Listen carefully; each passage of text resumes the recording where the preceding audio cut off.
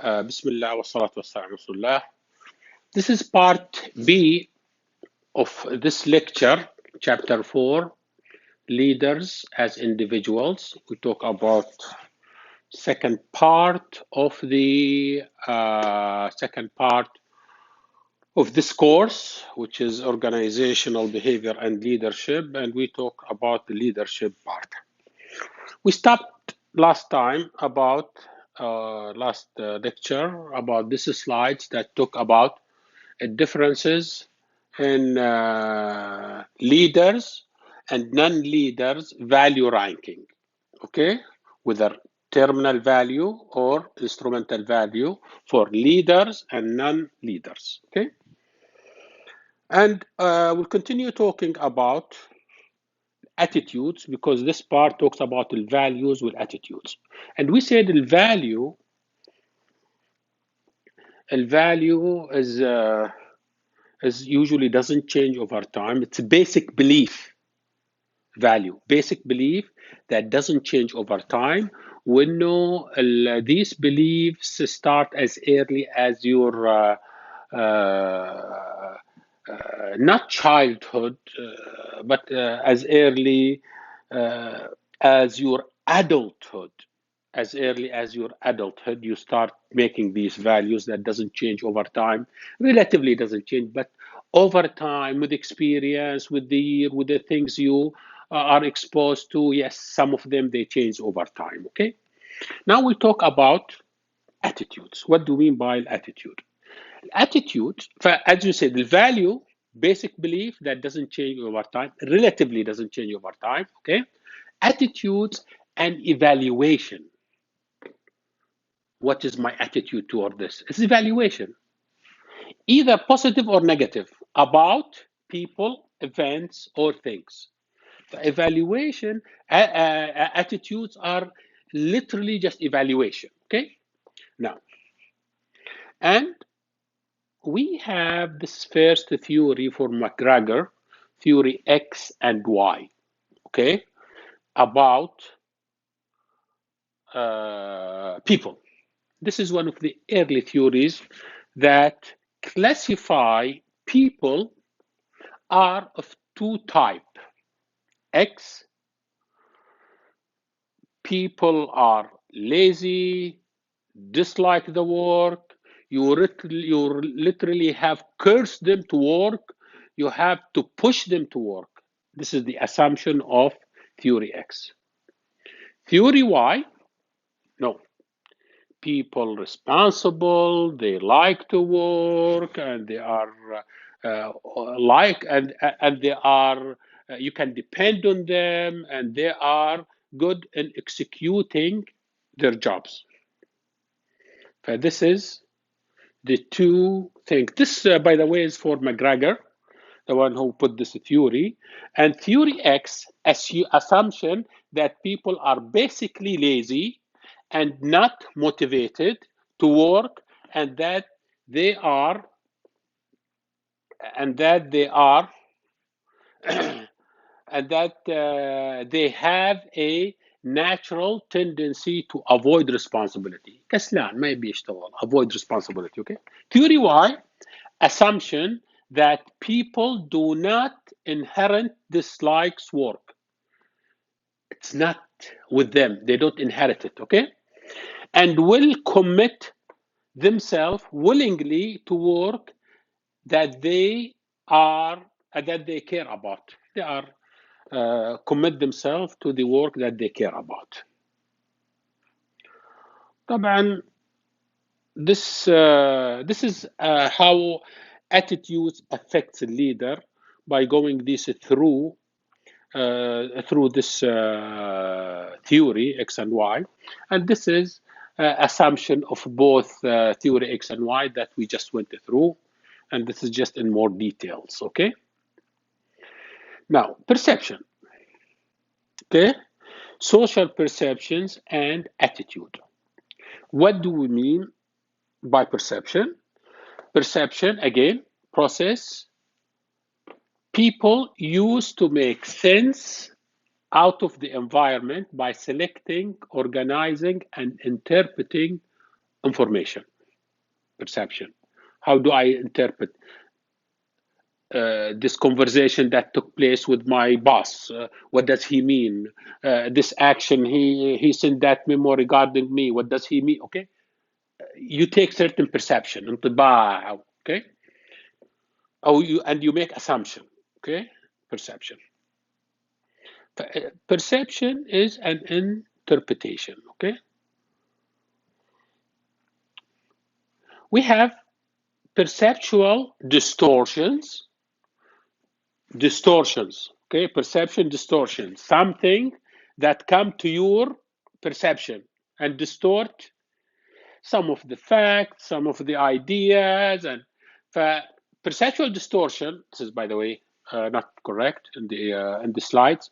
This is supposed to be perceptual distortion. Okay, it is error in judgment that arise from inaccuracies in the perceptual process. I did understand it wrong. I interpret it wrong. هذا الerror sometimes happen. Such as stereotype. Okay, stereotyping is an example of perceptual distortion.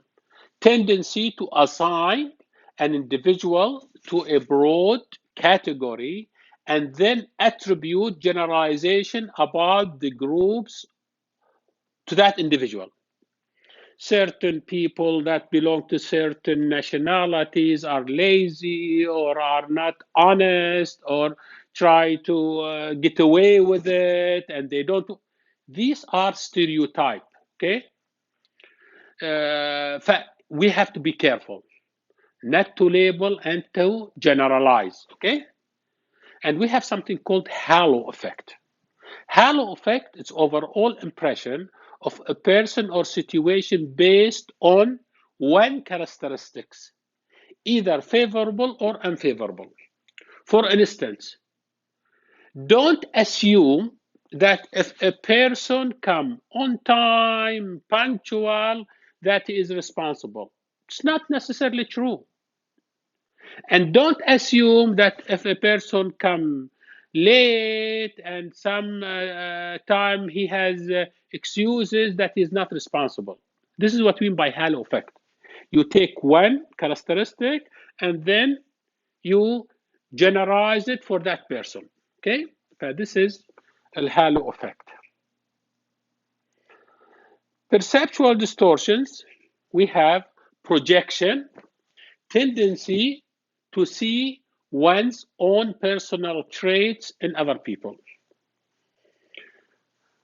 I see my traits in other people. Or if I make an interview, if I am in HR and I would like to interview people for certain position, I always look highly at myself. So when I make these interviews, I look for the people very much close to my traits, then I hire them. This is called what? Projection. Perceptual defense, tendency to protect oneself or ourselves by disregarding ideas, situation, or people that are unpleasant. I don't like anything unpleasant. I just keep it away. It's fact. It's part of your job. It's part of the. I just try to. This is called perceptual defense. You try to defend yourself against these things. Attribution. Now, social perception and attribution, okay? Attribution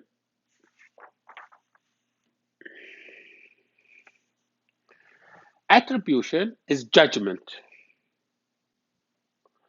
about what caused a person behave, either characteristics of the person or of the situation. Judgment about what caused this person to do that. Is it his own characteristic or is it the situation? Situation, sometimes if he's with the company and he's trying to do his best, and situation implies or dictate him to act this way or take that decision. Does it the situation?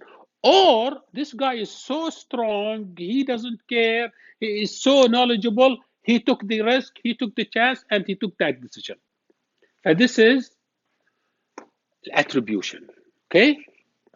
Now,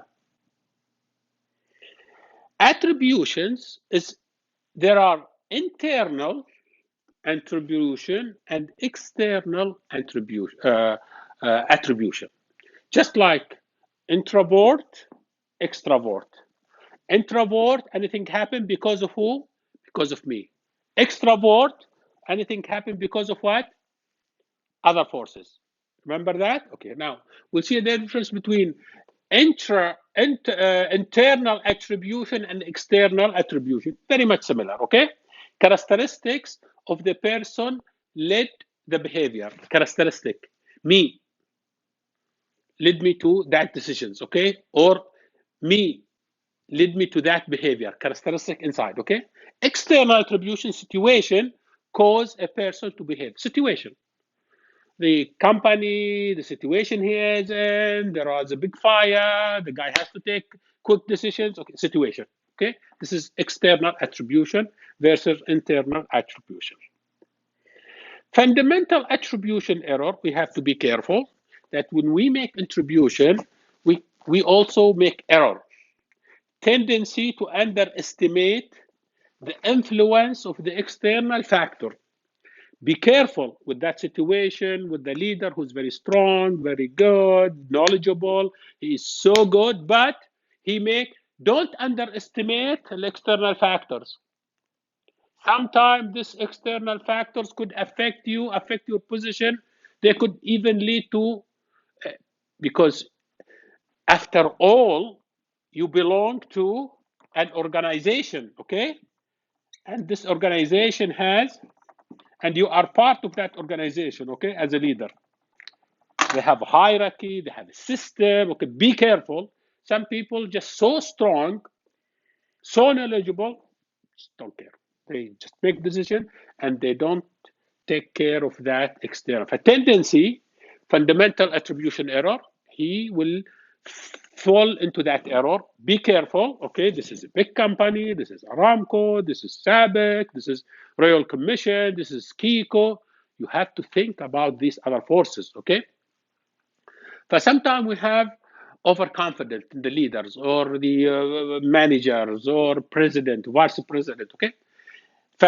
The fundamental attribution error, tendency to underestimate the influence of external factor on another behavior and overestimate the influence of internal factors.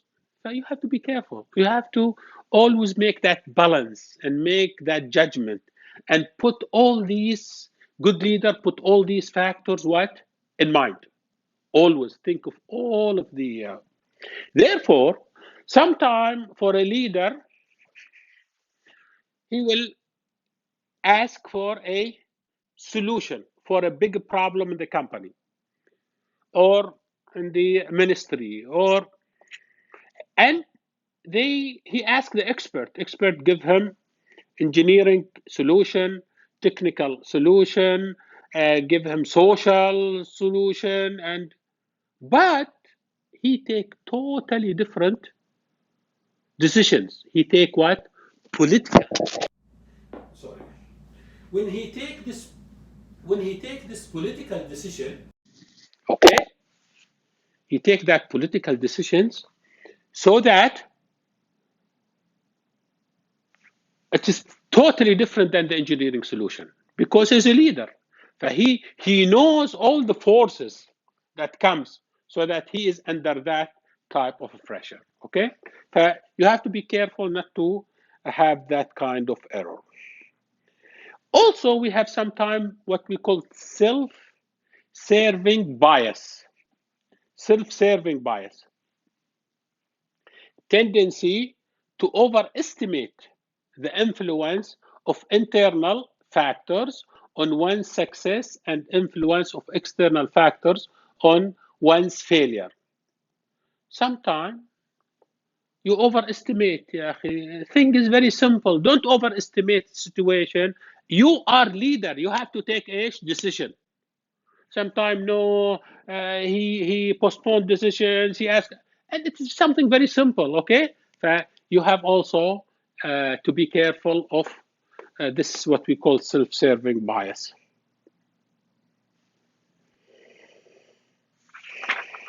Then we'll talk about probably the last part is the cognitive style. How a person perceive, processes, interprets, and uses of information. Cognitive style. How a person perceive, process, and interpret, and uses information. This information come to me. It is all stored in my brain. And my brain like hard disk. Now, how do I interpret? How do I perceive? How do I process that information?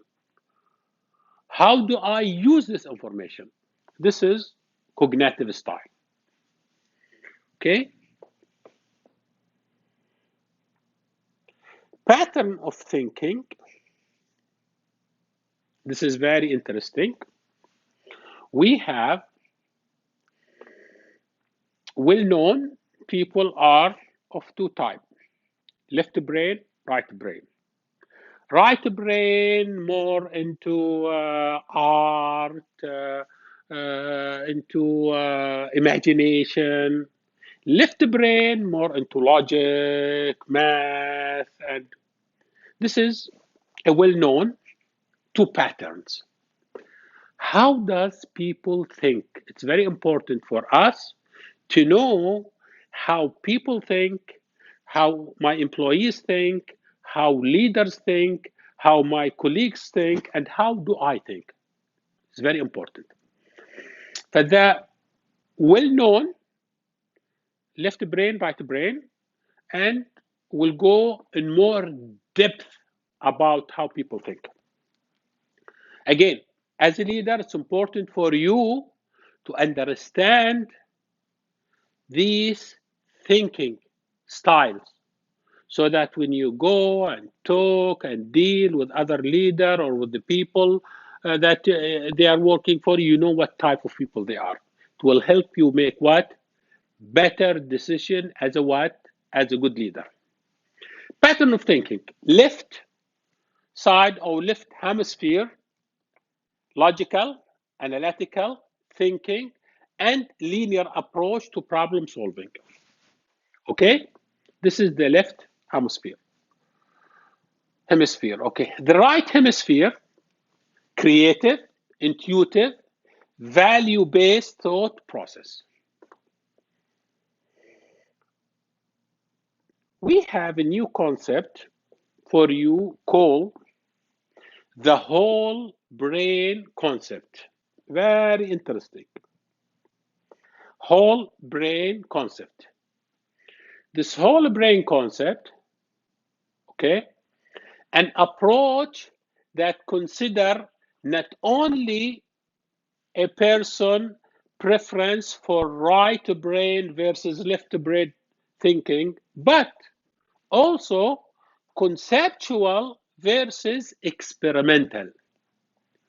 Now we are going to add two, conceptual versus experimental. Thinking style, not 2, 4. Okay?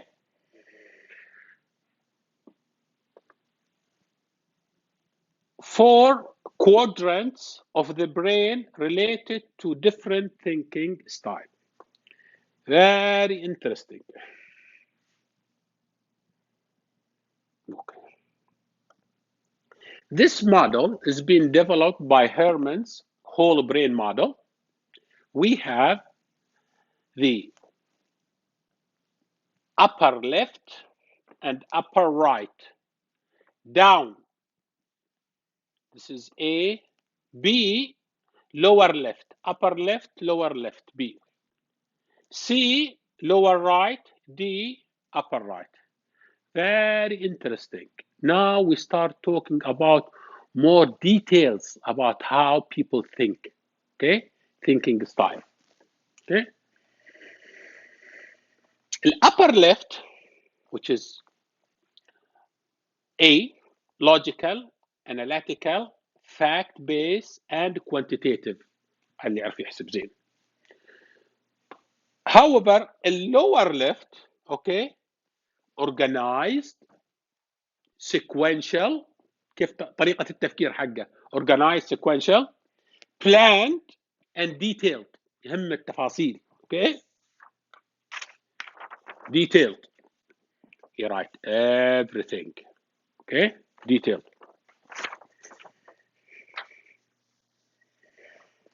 Now, see the lower right. Interpersonal, feeling based, kinesthetic, and emotional. Emotional things, being nice, things that affecting people. He cares about people. Okay, he cares about their emotions. The upper right, holistic. And holistic, you remember holistic? Rule of thumb, it was holistic. Okay. Intuitive, integrating, and synthesizing. Just like artists, just like this art type of a person. Okay. But this is the Herman's whole brain model. It's very important for you as a leader to know that people not only right brain, left brain, there are 4 quadrants for the brain. Very important to be more understanding of how people think.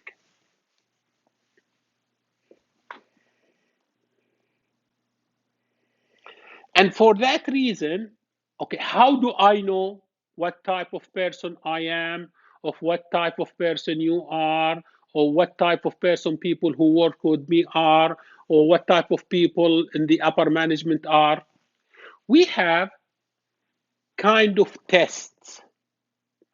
One of the well-known tests are MBTI.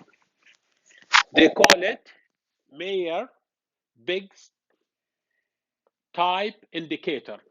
It's a test that measure how individuals differ in gathering and evaluating information for solving a problem and making decisions. Just simply take companies to people, they take them through a certain test so that they know what type of people they think. Okay?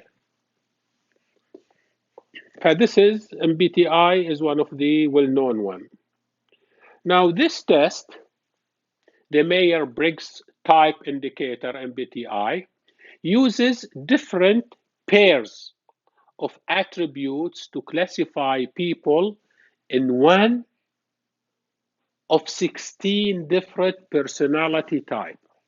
Wow. Wow, wow. And he divides people into 16 different type of personality. See how detailed it is. See how important this organization behavior for the leadership. See how important and detailed. I knew how or what type of person you are. 16 type. Test can tell you that. We have introversion versus extroversion. We discussed that. Sensing versus intuition. Sensing versus intuition. Thinking versus feeling. فكر أو يشعر. Judging versus perceiving. Sensing versus intuition, الحدس أو الإحساس. Okay. Judging versus perceiving.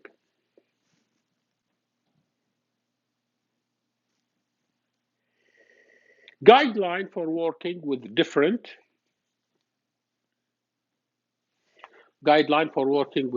personality type. You have to understand your own personality. First, understand yourself, because according to Joe Harry Windows, there are so many things, blind spot, that you don't know about yourself. People know about it, but you don't know about it. والله هذا الرجال بخيل، والله هذا الرجال شديد، والله هذا just this guy is, you don't know. And you think you are living normal with people, you think people like you, and you don't know what type of thing that they talk in your behind. Okay? Known to others, but not known to you. First thing, understand your own personality and how you react to others. Treat everyone with respect. It's very important. Unfortunately, the more you go higher in the ladder, if you are a good leader, you should treat people very respectfully. Okay?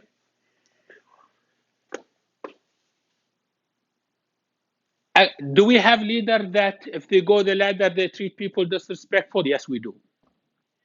Yes, we do. It's unfortunate. But you have to be, the more you go in the ladder, the more you become, you should treat people.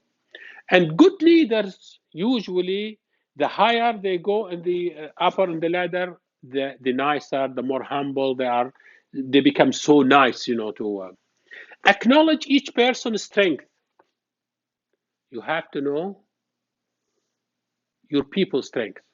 If they are from different nationality, or if they have different skills, or if they are different part of from the country, everybody has certain skills. You as a leader, you have to know these skills so that you utilize them well and you make better decisions as a leader.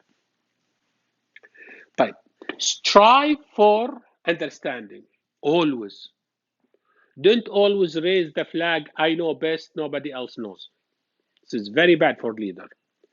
Always strive to understand. Always there is a people who understand. Actually, people who are in the production line, even if you are the manager or president of that company or CEO, you don't know as much as the technical people knows in the production line.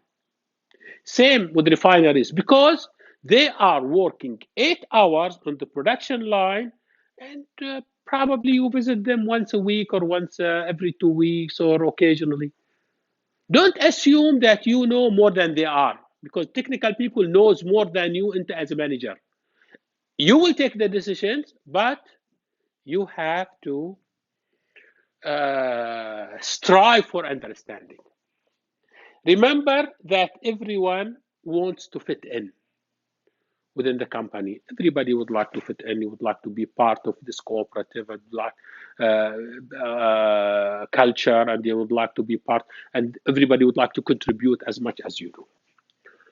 So this is going to conclude our chapter about leadership as individuals, and I'm gonna put this for you also, and this for you if this makes as a part of the okay.